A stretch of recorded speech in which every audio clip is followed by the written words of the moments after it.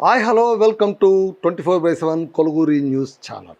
అయోధ్య రామయ్య అంటే ఎవరికి ఇష్టం ఉండదు చెప్పండి. అసలు మనకు ముక్కోటి దేవతలు ఉన్నా, ఎంతమంది దిగంతులైనటువంటి దేవతలు ఉన్నా కూడా రాముడు అంటేనే మనకు చాలా ఇష్టం. సీతమ్మ అంటేనే మాకు చాలా ఇష్టం. రాములోరు గుడి లేని ఊరు ఏదైనా ఉంటుందా? అస్సలు ఉండదు. పైగా అయోధ్యలో రాముడి ఆలయం అంటే కళ్ళకద్దుకునేటువంటి పవిత్రత మన గుండెల్లో కదులుతూ ఉంటుంది. కారణం అది రాముడు పుట్టినటువంటి ఊరు, రామజన్మభూమి. రామజన్మభూమి ఈ పదం వినగానే గత కొన్నేళ్లుగా జరిగినటువంటి పోరాటం, హిందువుల అస్తిత్వం కోసం, హిందువుల ఉనికి కోసం అని కాకుండా అక్కడ బాబ్రీ మసీద్, ఆ తర్వాత రామాలయం పక్కపక్కనే ఉన్నాయి. ఏది ఇది మసీదా లేకుంటే మందిరమా అని సందిగ్ధతో కొట్టుమిట్టాడినటువంటి సందర్భాలన్నీ కూడా మనకు గుర్తుకొస్తాయి. సరే, గతం గతః అవన్నీ దాటుకొని బీజేపీ కేవలం ఈ రామాలయాన్ని, రాముణ్ణి మనసులో పెట్టుకొని, ముందు విగ్రహం పెట్టుకొని ఇప్పటిదాకా రాజకీయాలు చేస్తూ వచ్చింది, రథయాత్రలు చేసింది, రామజన్మభూమి కోసం పోరాడతామని చాలాసార్లు భీషణ ప్రతిజ్ఞ కూడా చేసింది. ఇందరి కలల ఫలితంగా, ఇన్ని రాజకీయ నాయకుల ఆలోచనల ఫలితంగా ఎట్టకేలకు ఆ బీజేపీ సారథ్యంలోనే, ఆ ఎన్డీఏ ప్రభుత్వం సారథ్యంలోనే అయోధ్యలోన చాలా అత్యద్భుతమైనటువంటి రామాలయాన్ని నిర్మించుకున్నాం. అక్కడ బాలరాముడిని ప్రతిష్ఠించుకున్నాం. ఆ రోజు బాలరాముడిని ఆలయంలో ప్రతిష్ఠించిన రోజు యావత్ భారతదేశం కూడా భక్తి పారవస్యంతోన ఆ రామ దర్శనం చేసుకుని పులకించిపోయింది. ఇవంతా ఒక ఎత్తు అయితే, ఇప్పుడు ఆ ఆలయానికి కూడా ఒక దుర్దశ పట్టింది. రాముడి ఆలయంలో ఆదాయాన్ని చోరీ చేసేటువంటి నయా కుహానా భక్తులు తయారయ్యారు. ఇది చాలా దురదృష్టకరమైన విషయం. గుడి నుంచి గుడి రాళ్ళు తీయకరణి అని మనకు వెనకటికి ఒక పద్యం ఉంది.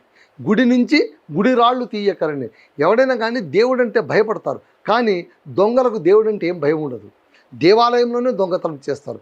అంతెందుకు, మీరు పెద్ద పెద్ద ఆలయాలు కాదు, చిన్న చిన్న ఆలయాల్లో కూడా బంగారు నగలు దొంగలించడం, దేవతామూర్తుల విగ్రహాలు దొంగలించుకొని పోవడం, ఆ తర్వాత హుండీని చోరీ చేయడం, ఇవన్నీ కూడా మన సమాజంలోన నిరంతరం మనం చూస్తున్నా, వింటున్నా, చదువుతున్న వార్తలే, సంఘటనలే.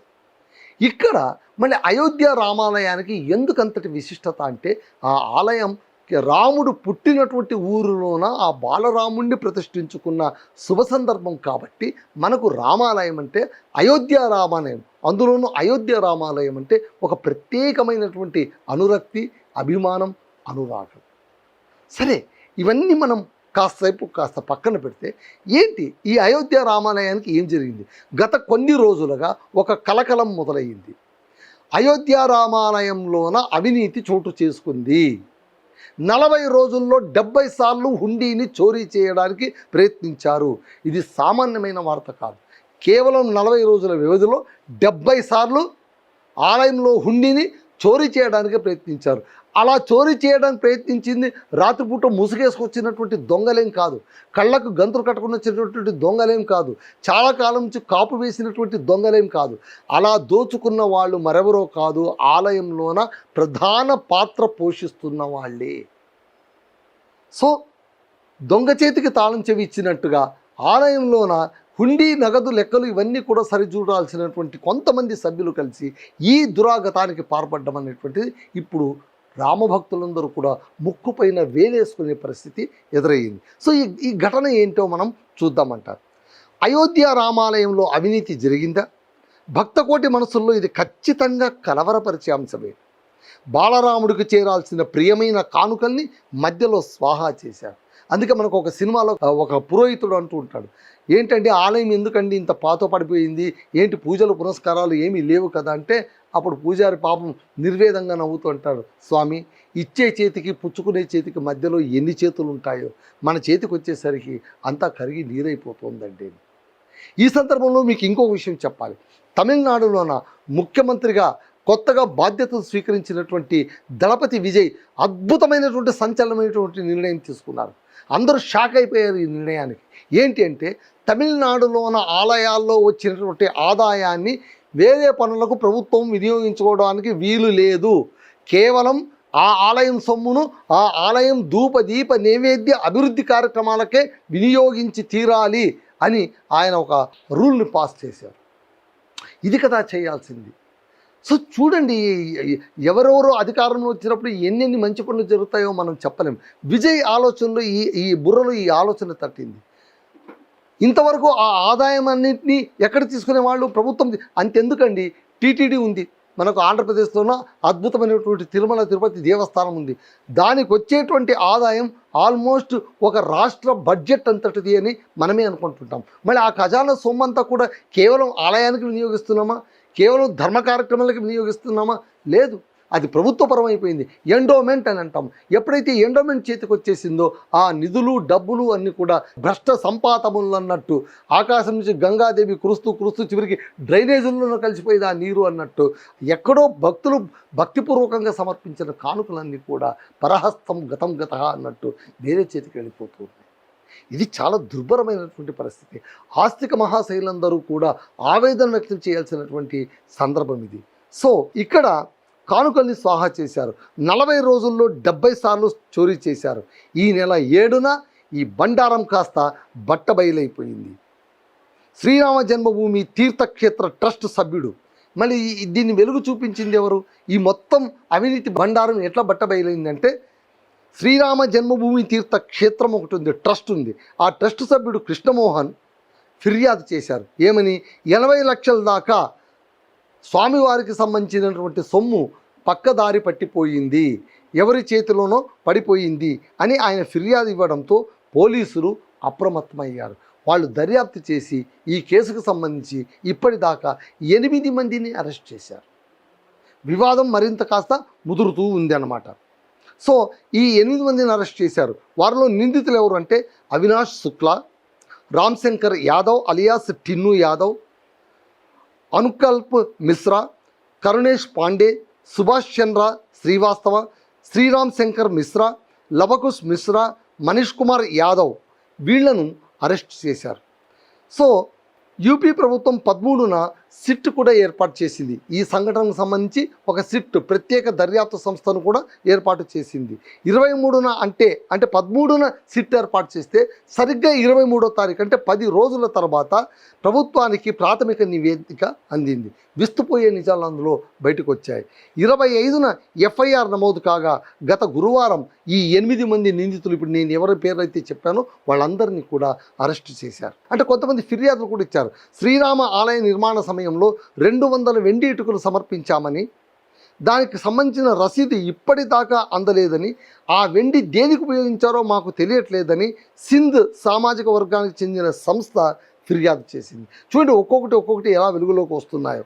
అలాగే ఆలయ నిర్మాణానికి 1 కోటి విరాళాలు ఇచ్చినా రసీదు ఇవ్వలేదని శివసేన, ఎవరిది? ఉద్ధవ్ ఠాక్రేకి సంబంధించినటువంటి శివసేన సీనియర్ నేత సంజయ్ రౌత్ ఆరోపించారు. నిర్మాణ సమయంలో వచ్చిన వెండి ఇటుకల వివరాలు కూడా తెలియడం లేదని ఆయన చాలా సీరియస్గా ఆరోపించారు. అంతేకాదు విరాళాల సొమ్ముతో బీజేపీ ఎంపీలను కొంటోంది అని రాజకీయపరమైన ఆరోపణ కూడా చేశారు. ఈ వివాదాల సుడి నేపథ్యంలో అయోధ్య ట్రస్ట్ చీఫ్ చంపత్ రాయ్ ఇప్పుడేం చేశారు? రాజీనామా చేశారు. ట్రస్ట్ సభ్యుడు అనిల్ మిశ్రా కూడా రాజీనామా చేశారు. వీరిద్దరి రాజీనామా సమాచారం తమకు అందలేదని విశ్వ హిందూ పరిషత్ ప్రస్తుతానికైతే అంటోంది.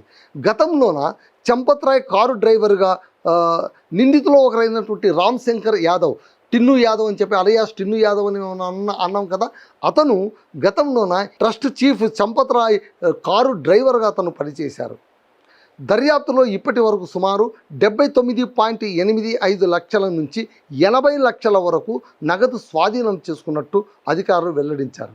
సీసీ ఫుటేజ్ కూడా తీశారు. ఆ సీసీ ఫుటేజ్లో నిందితుల్లో ఒకరు పలుమార్లు హుండీ నగదు తీస్తున్నట్టు కనిపించినప్పటికీ వెంటనే చర్యలు తీసుకోలేదన్న విషయం దర్యాప్తులో బయటపడింది. మొదట్లోనే సీసీ ఫుటేజ్లోనే అది కనిపిస్తుంది, ఒకడు పలుమార్లు డబ్బు తీసేసుకుంటున్నట్టు. మళ్ళీ సీసీ ఫుటేజ్లో కనిపించినప్పుడు ఆలయ నిర్వాహకులు ఏం చేస్తున్నారు, వాళ్ళు కళ్ళు మూసుకుపోయాయా అన్నటువంటి విమర్శలు కూడా మనకి ఇప్పుడు వినిపిస్తూ ఉన్నాయి. అయితే ఇది ఒక్క రోజులో జరిగినటువంటి దురాగతం కాదు. గత కొంతకాలంగా విడతల వారీగా దొంగతనం జరిగింది.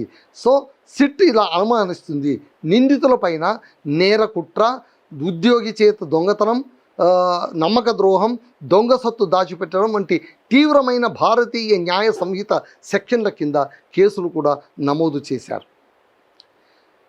ఒకవేళ ఈ కేసులన్నీ కూడా రుజువైతే నిందితులు ఎవరో తెలిగితే వారికి కఠిన శిక్షలు పడే అవకాశాలు కూడా ఉన్నాయి.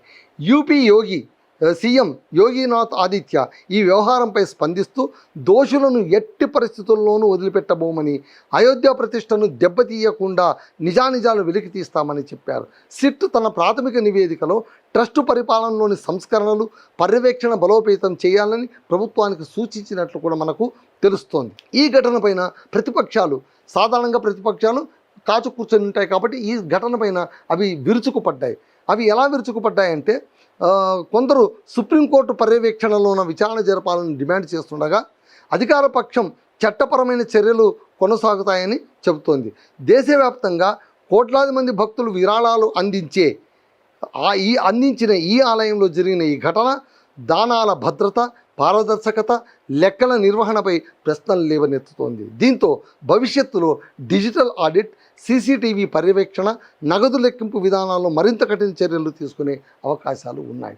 సో అదండి, చూడండి, మనకు అయోధ్య ఆలయం గురించి మనం అందరం కూడా దేశంలో ప్రతి ఊరు నుంచి కూడా ఇటుకను సేకరించారు, విరాళాలు సేకరించారు, కానుకలు సేకరించారు.